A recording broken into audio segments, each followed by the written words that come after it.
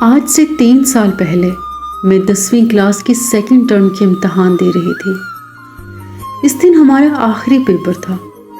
ہم پیپر سے جلدی فری ہو گئے تھے تو ہمیں ایک شیطانی سوجی کہ ہم مریم کا بوائے فرینڈ دیکھنے جاتے ہیں۔ مریم ہماری بہت اچھی دوست تھی۔ چھٹی کے ٹائم وہ لڑکا اس کے راستے میں آیا کرتا تھا۔ ہم اس دن مریم کے ساتھ تھے تو ہمیشہ کی طرح وہ لڑکا بائک پہ آ رہا تھا۔ ہم سب نے اسے پہلی بار دیکھا تھا۔ اس کے ساتھ اس کا کزن بھی تھا، لیکن میں نے صرف اس کے بوائے فرینڈ کو ہی دیکھا تھا۔ اس کے کزن نے مجھے دیکھا تو اس نے گھر جا کر مریم کو میسج کیا کہ جو آخر میں لڑکی کھڑی تھی وہ کون تھی۔ مریم نے سب فرینڈ سے پوچھا کہ وہ لڑکی کون تھی۔ پھر مریم کی بہن نے آہستہ سے بتایا کہ وہ عائشہ تھی۔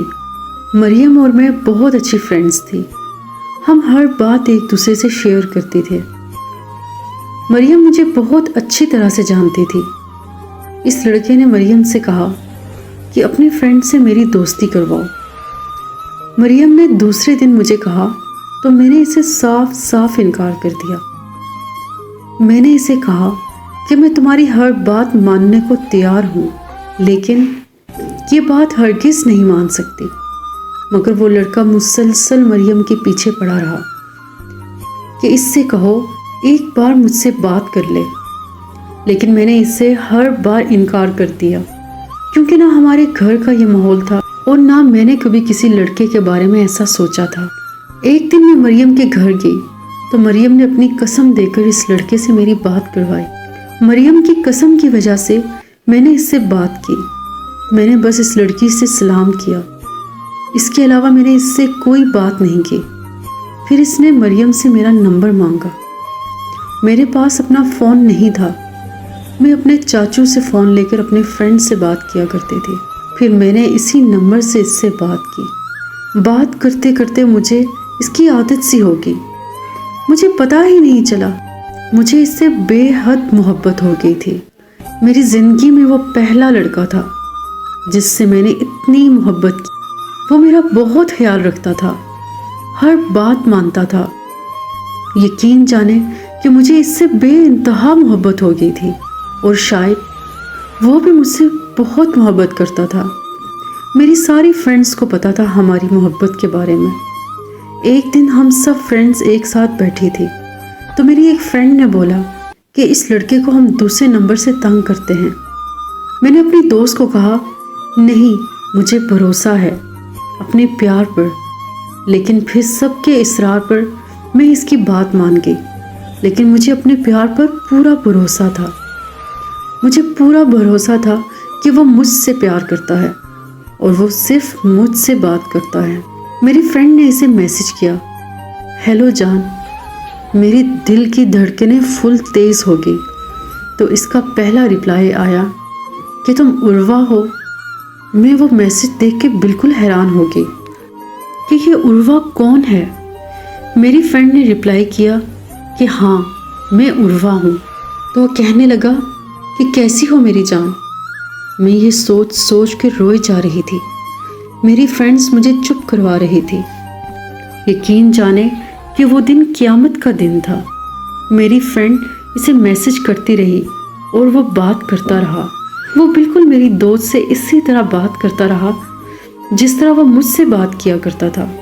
یہ دیکھ کر میں بالکل خاموش ہو گئی اور اپنے گھر واپس آ گئی۔ گھر آ کر فون دیکھا تو اس کی میسیجز آئے ہوئے تھے۔ میری فرینڈ نے مجھے کہا تھا کہ اسے اس بارے میں کچھ مت بتانا، ہم دیکھتے ہیں کہ وہ خود بتاتا ہے یا پھر نہیں۔ لیکن مجھ سے کہاں صبر ہوتا تھا۔ میں نے تھوڑی دیر بعد اسے بتا دیا اور اسے کہا کہ آئندہ کے بعد مجھ سے بات مت کرنا۔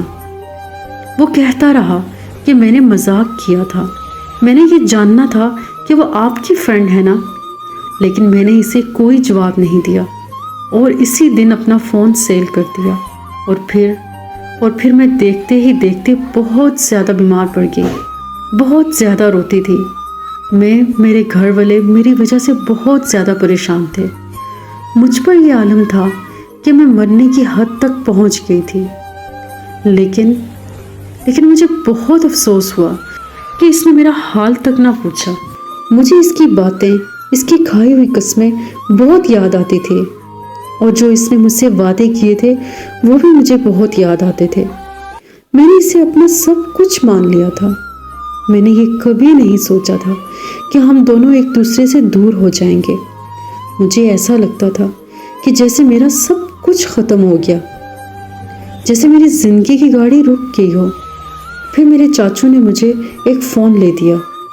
उन्हें लगता था कि मैं इसी वजह से खामोश रहती हूँ। मैंने अपनी व्हाट्सएप आईडी बनाई और इसका नंबर मेरे पास पहले से ही सेव था।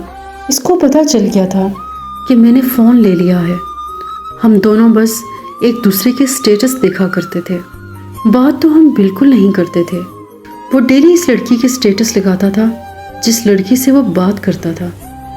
मैं इसके स्टेटस देखकर रोती रहती थी, लेकिन मैं इससे कोई शिकायत नहीं करती थी और ना इससे कुछ कहती थी।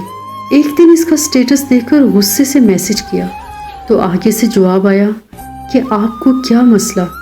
मुझे सब कहते थे कि इसे ब्लॉक कर दो, लेकिन मुझ में इसे ब्लॉक करने की हिम्मत नहीं थी। फिर कुछ माह बाद हमारी एक बार फिर से बात होने लगी। वो फिर से मुझसे प्यार भरी बातें करने लगा।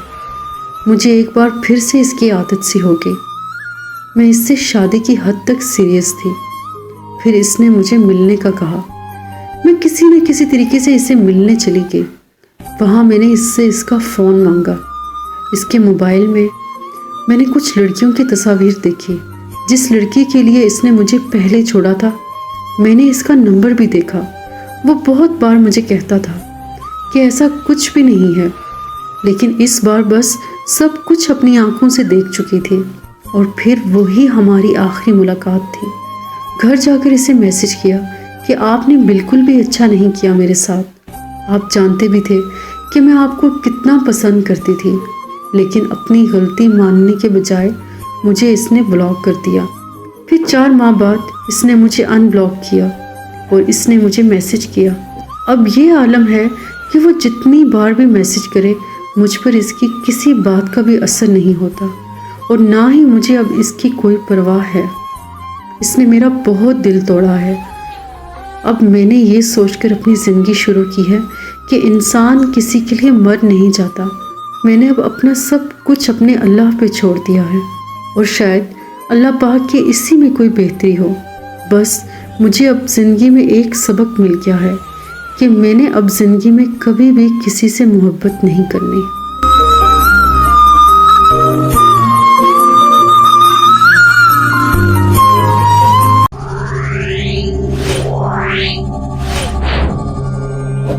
Wow.